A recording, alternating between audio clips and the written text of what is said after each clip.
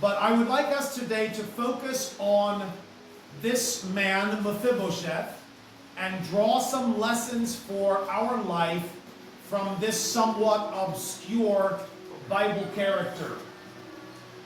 We've given the title to Mephibosheth today, The Crippled Pace Setter. The crippled pace setter. The pace setter is the one who sets the pace, the one who helps the others to run at a rapid speed. A pace setter is the one that sets the speed at which everyone else will run. In long distance running, in long distance races, there is a pace setter, and that person's responsibility is to run along beside the racers and help them to set the pace or help them to keep the speed. We call that individual a pace setter. And it is ironic, and it is meant to be ironic, that our hero for the day, Mephibosheth, is both a cripple and a pace setter. He is someone who is crippled, and yet we look at his life as an example that will be difficult for some of us with two strong legs to keep up with. And so today we'd like to look at this character and draw some lessons from his life. We first see Mephibosheth in 2 Samuel chapter 9. Mephibosheth is the grandson of King Saul. You may remember that David, before he became the king, was a great friend of Saul's son Jonathan. It's one of the unusual relationships because David came to serve in the royal court of King Saul, and in the royal court, David was a loyal servant to King Saul, and he was a good friend of the heir to the throne. King Saul's heir was a young man named Jonathan, Prince Jonathan. And the Bible records for us that the heart of David was closely knit or deeply loved. There was deep love between Jonathan, Saul's son, and David, who was a young man serving in the court of the king.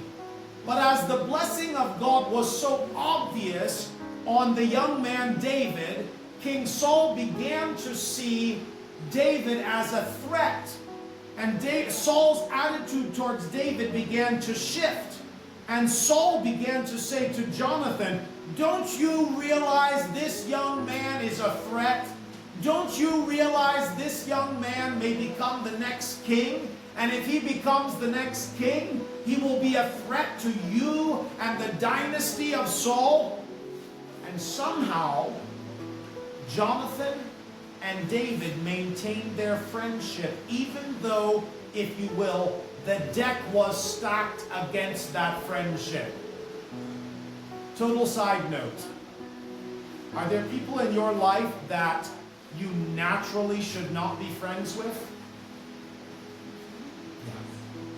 Ask God for the grace to let your heart be knit with people that you wouldn't naturally have a relationship with. That's loyalty and maturity. You show incredible immaturity when you only have a relationship with people that you naturally have an affinity towards. It's interesting that we expect all leaders to love everyone and not show affinity for the people that they naturally like. But all of us are aspiring to leadership, and we show incredible immaturity when we only like the people that we naturally have an affinity towards. I would say this relationship was even beyond that. Not only was there reasons why they shouldn't like each other, there were people saying to each of them, "Why do you like each other? Don't you realize that the two of you and your futures and your destinies are on a crash course?" And yet Jonathan and David continued to be friends. It got so hot in Saul's palace that eventually David had to leave. And as David left the palace, he and Jonathan met out there in a bush, and they reconnected. They rededicated themselves.